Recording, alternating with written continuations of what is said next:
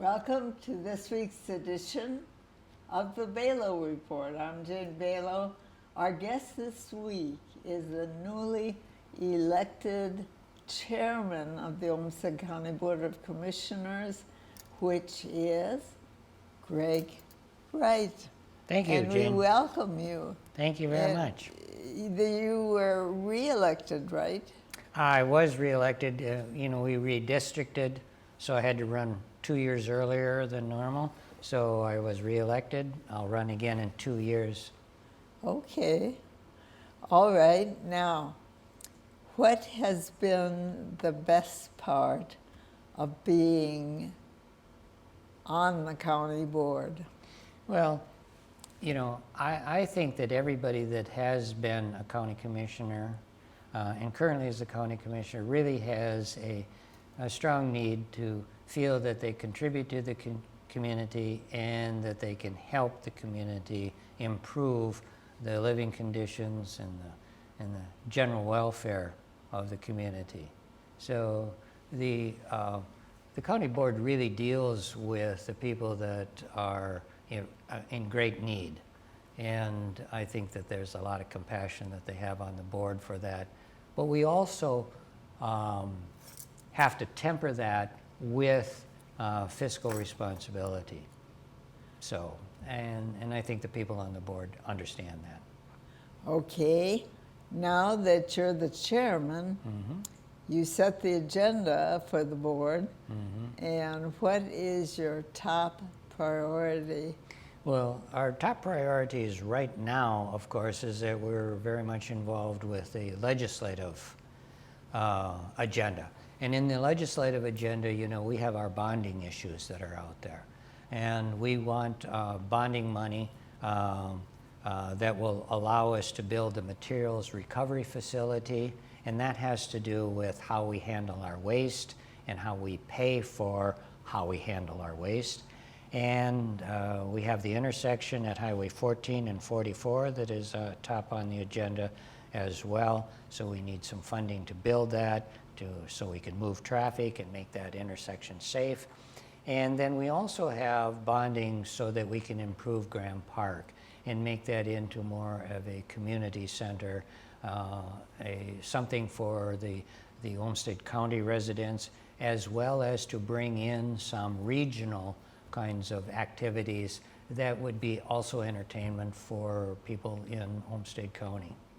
And that would be where the fairgrounds are now? Well, yes. The old name for that is the fairgrounds, but in reality, it has always been Graham Park.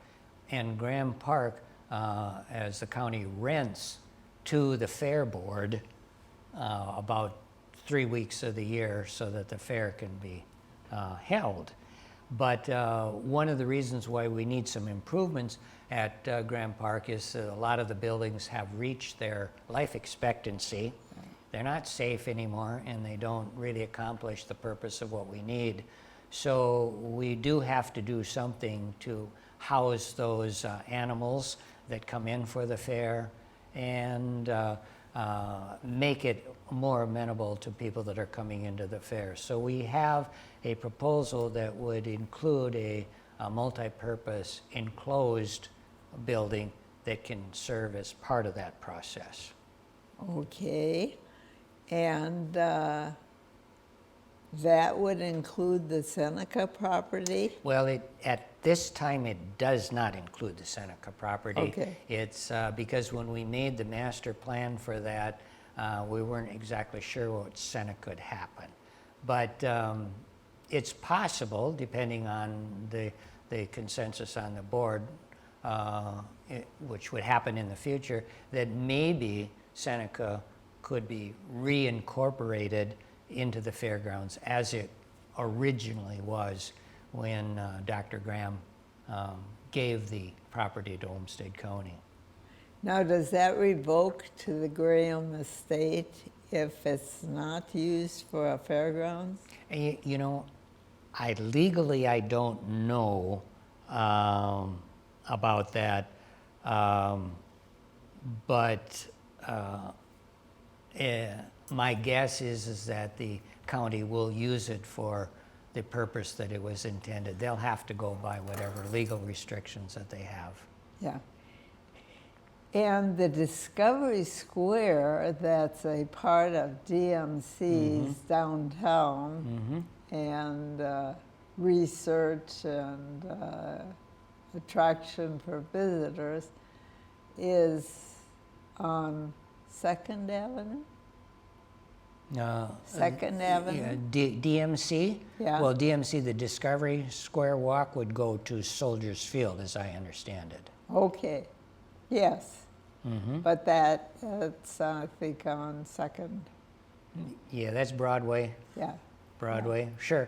And you know, my hope for Discovery Square and for the good of Graham Park is that DMC also considered trying to extend that walkway so that people could come into Graham Park. That would be good, Yeah. especially since they're going to continue golf in Soldiers Field. Yeah. Now, the decision about the Seneca property will be when? There is no date for a decision about, and it hasn't been on the board agenda yet.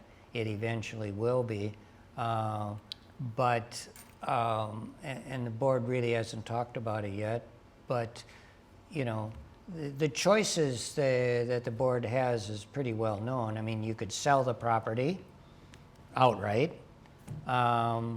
You could incorporate it into the fairgrounds.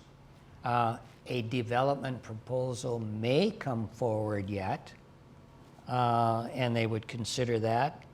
Or the fourth choice is we just wait for a while and see what happens in the future. Yep. That's always a good strategy. It conserves your money for a while. That's right. All right. Your housing has been on the hearts and minds of the Right. people that are in need, as well as the other people in the community that are wondering, how are we coming? Well, the board allocated $10 million to the Housing Coalition. And so, and we have a representative from our board on the Housing Coalition, so we're waiting for the Housing Coalition to see how they're planning to use that money. Now, in addition to that, we reserved about $5 million that we were going to use to help build houses. That program didn't work out as well as we wanted to, so we're looking at how we might reallocate that $5 million. And so that $5 million could be assistance for low income to build a house. It could be buying bare land and doing a development along with partners that would create a housing development.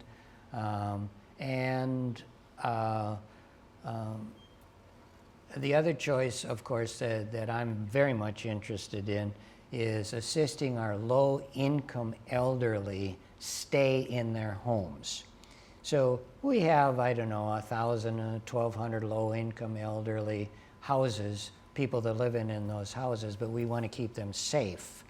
And so in order to keep them safe, we might have to use some money to refurbish those homes. The biggest reason why elderly sometimes go into a nursing home or have health problems is because of a fall, and they break a hip or they get injured. But if we can keep their home safe and we can help them with that, then they can stay in their homes a lot longer. And then that creates a secondary market. We want to keep the houses in good condition so that eventually somebody else can buy that home and live in it. And we want to preserve the neighborhood so the neighborhood doesn't get run down, and that helps our neighborhoods as well. So it's a really good program to make sure that we can keep our houses that the elderly are living in safe and make them sure that they're up to standard. So when will they start this? Well, the discussions are going on. Yeah. You know, and I think that one of the issues that people have is that they would like government sometimes to move faster. But in order to get consensus from the community, in order to get input from all the citizens, in order to consider all of those things, that takes a lot of time to move through that process, to build that consensus, and then once we have the consensus and we have the finances that it takes to put together to do these kinds of things, then we can move forward. So those discussions will be going on in 2023. I know that you answered this before we started taping, that the Unified Building Development Code Yes. that the city has adopted and will start in '23, will that help this effort? I don't know. I haven't looked at that code yet. And so I really can't answer that question. I don't know. Yeah. And the code also has to do with the zoning as well. Yeah. So, but we do have some projects that the Housing Authority has started in the city. And there's one in my district on 9th Street that you can go drive by and you can look at. And they took several lots together and they built 3 sets of row houses. Yeah. So, and that's one of the ways to get the cost down, is to have smaller lots or row houses that don't take as much. So that's one of the plans that there are opportunities that could be. Or build what they call granny shacks. Well, yeah, that's an auxiliary dwelling. Yes, I know. And that might be. But there are issues with that too, because currently right now, in my understanding, and I don't want to get too far in the city's business, but my understanding is that they'll have a hookup fee to do that because it's a separate building. But if you add it on to your own home, you would use your home's electric and sewer and water connections. So I think that people will look into that too. But that's another possibility to help the housing issues. Now, is the county involved currently with some building projects? We have asked for funding to build a senior citizen, low-income senior citizen building. Yeah. We were not funded for that, but we're going to try again. And we weren't funded probably because the legislature didn't act last year. And so I don't think any money was allocated into the Minnesota Housing Fund and other things. So we'll try that again, and that'll be one of our legislative objectives. But you know that we did buy the 105 building on Broadway, and we're using that for transitional housing. So when we're looking at housing the homeless, we have a shelter, but we immediately talk to those people that come into the shelter about their housing needs and how we might be able to help them with housing. Some people aren't ready yet to have their own apartment because there's a lot of things you have to learn about budgeting and taking care. So we have a transitional housing that we work with them in, and before we can move them into permanent housing. So, and that's in the 105 building on North Broadway. Okay. Now, we've talked about housing, we've talked a little bit about transportation and how important it is for the city and the county to work together to accomplish goals of both entities. And what is your next priority? For transportation? Yeah. Well, you know, that 60th Street Northwest is working. That work has stopped for the winter, but it'll be included in the spring, and that connects with Valley High Drive, but that will eventually connect to the Highway 14 and 52 intersection. And as you well know, if you drive on West Circle Drive, which is a county road, and a lot of people don't know that the county built that road with county funds. County Road 22. But West Circle Drive is over capacity right now. So we need another circle in order to alleviate that traffic, which will be 60th Avenue, and that'll connect to that Highway 1444 intersection. That'll be good.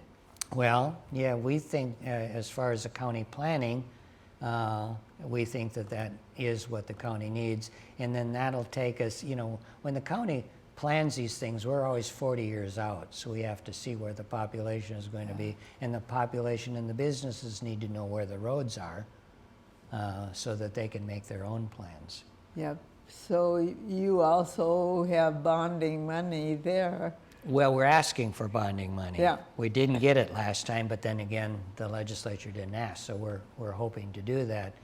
But throughout the state, the bonding money that people asked for probably 2 years ago is now not going to be enough because of inflation. So we asked for $10 million for that intersection, and we already know that it's going to cost a lot more than that. Oh, okay. Now, in addition to those priorities, what other things do you have in mind for the county? Sure. Well, one of the things is that, you know, last year we completed the study on race and racism in public health. And that was a citizens committee that worked a long time on that. It was a combination of the Public Health Advisory Board and the Human Rights Board that worked on that, and they sent forward 42 recommendations. Wow. So the board accepted their report, and now we're dividing up those 42 recommendations to various committees that are that have citizens on them to study them to find out is this something that we can do immediately? Is this a long-term project? Is this something that needs a lot more study that maybe we need to set aside for a while and come back and look at it later? But that process, and of course you know that government is a process, it's a lot of discussion, a lot of gaining people's opinions so that we can come to consensus. That process has started, but it will continue this year. Okay, what about space for the Olmsted County government? Yeah. I understand there's some concern there. Well, the county needed to add a district judge. And when we add a district judge, we have to add a courtroom. And in the government center, there's only 2 floors where a courtroom can be added because of the requirements for the height of the ceiling. And so that when we put that in there, there are people that are already working in there that are displaced. So they have to move someplace. So that creates then a need for more office spaces in the county. And the county has choices to build onto that building, which would be very expensive, or go someplace else. And fortunately, we have a lot of space where we can go, and probably space will be added out at the campus where we already have family services, we have the public health is out there, county planning is out there, and we'll remodel that building. But then again, that's also a board discussion that we'll have to come up with a plan for that and reach agreement. So And it all find costs the money, money, so right. the board will look at very carefully what they think is the most efficient, and then what is also going to serve the county for the next 40 years. And that would be free parking. Yes, it would be. It would be free parking out there, which I think is really good. I don't like the fact that people have to pay for parking to come in and do their business, and we would have free parking out there. Okay, all right, what else? Well, you know, we're working with the legislature, and we will be meeting with our local legislators on January 20th. And one of the issues that we're working on with them is, of course, workforce issues. So, and the state has a lot to do with that. and can help. But you know that workforce issues would include child care, and so we'd like some input on how we might come up with a plan to help with child care. We have an issue with our own residential housing and long-term care facilities because those people have left those jobs, and partly that's because state reimbursement hasn't kept up with the inflationary costs. So hopefully the state of Minnesota will deal with that. We'll talk to our legislators about that so that we can have that housing available for our citizens that are in need. And then we'll be working on the mental health aspect too. We have a great need for more mental health workers. There's a shortage of those workers throughout the state as well as Olmsted County. Well, we also have a shortage of psychiatric care. You know, my understanding is that many people have to wait quite a few months just to get in to see a psychiatrist. And in order for us to deal with our people that are receiving our services, we also have to have psychiatric care to look at their meds and help them out. So those are some issues that we're hoping to talk to our state legislators about. And then also, Olmsted County continues to work on its own diversity plan, which we have a very good diversity plan because the future of the workforce is going to be more diverse. We already know that. All you have to do, you know, we're out at RCTC, all you have to do is walk in the halls and you can see the future workforce. It's very diverse. And so we want to make sure that those diverse communities are welcome into the county as well as into the workforce as well as into our own Olmsted County employment. Okay. And that's a universal issue too. Yes. All right. What else?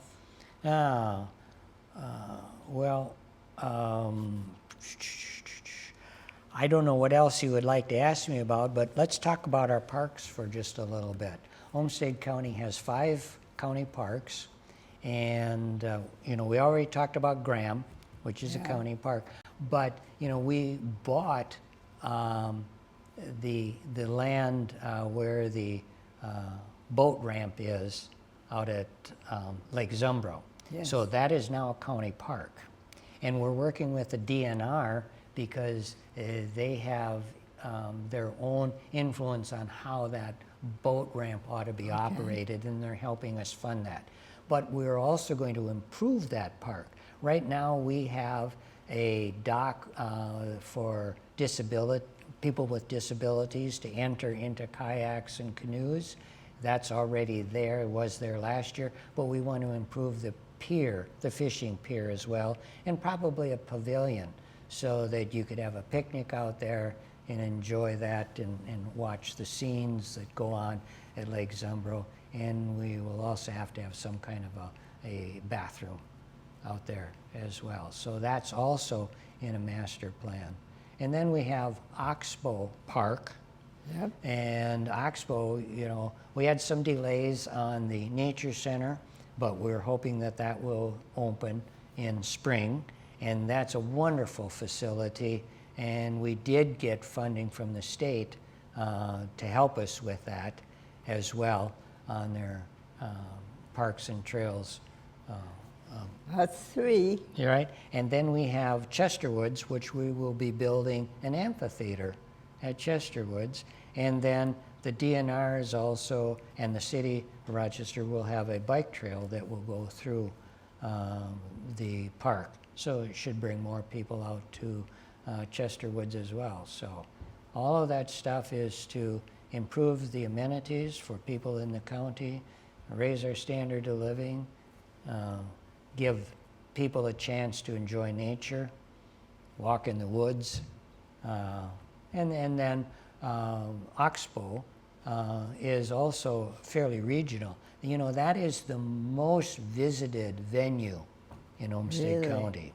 So families come out there a lot. Grandparents bring their grandkids out there, and it's free of charge as something that the county offers. And there's a playground out there as well that kids have a lot of fun with, because it's all a learning center as well as a playground. People have often asked, what is the relationship between the city and its parks and the county and its parks?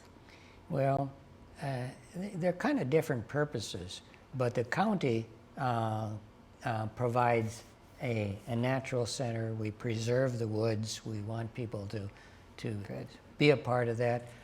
It's a learning center for us because we also have prairies, and so kids can learn about the environment, about the animals that live in the environment, how we protect the environment. And you know, when you grow up in the city, maybe you've never seen a prairie, so we could have that.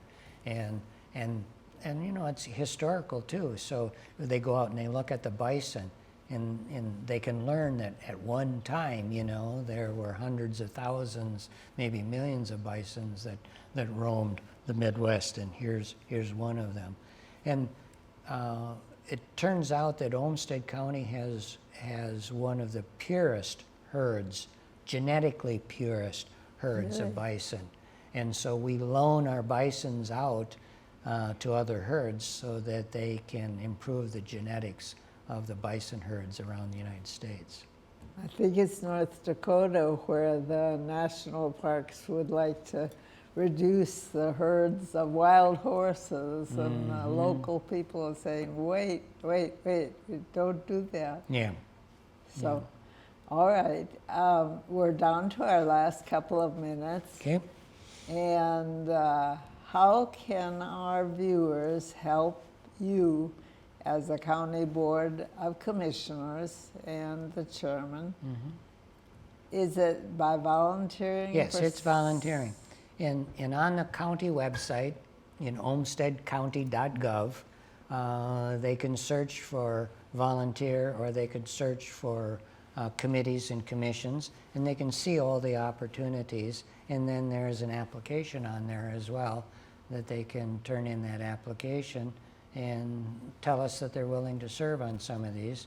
And we'll have a lot more opportunities because we're also establishing, very likely, like work groups. So we may want them to study an issue. All right. Now, we did this already when we looked at the issue of nitrates in the water. We had a work group that looked at that, and we came up with a plan, and we enacted new standards for well drilling because of that. So we may have other issues that we want to work at, and that might be taking a look at anaerobic digesters for the organics that come into the waste energy plant. Or it might be a work group of what are we going to do with all of the wood that we have in the district as the ash trees are cut down. We don't want to burn them, we want to use them in some usable process. So is there something that we could look at and make that happen, turn it into an enterprise or useful? So we'll have other work groups. There'll be plenty of opportunities if people are interested. And I wanted to comment about the newspaper article that put the training program for new county commissioners in place. Yes. Because you have a program that runs until September. Mm-hmm. Well, there's a lot of information, so we can't do it all at once. And it's to orient the new commissioners to the work of a county commissioner. And historically, you know, this is the first time that we've had 4 county commissioners retire at one time. And we lost about 78 years of experience. And then we have 4 new commissioners. Wow. So, and I'm very aware of that as board chair, to make sure that everybody gets information so that they have the background information to make the decisions that are going to be made. And then also encourage collegial discussions that we're going to have about all of the topics that will be coming to the county board. Okay, thank you very much for your participation today. because this has been very helpful, I know, to our viewers and to me, Good. to know what you're doing and what you're planning and what we hope the legislature will do. And we look forward to you in the second half of the year. All right. Thank you very much. All right. Gregg Wright, Chairman of the Olmsted County Board of Commissioners. And we thank you, our viewers, for your interest in Olmsted County, in Rochester, the cities around Rochester, the state, the country, and the world. So watch for our program on channel 181, and we'll be with you again next week, same time, same channel.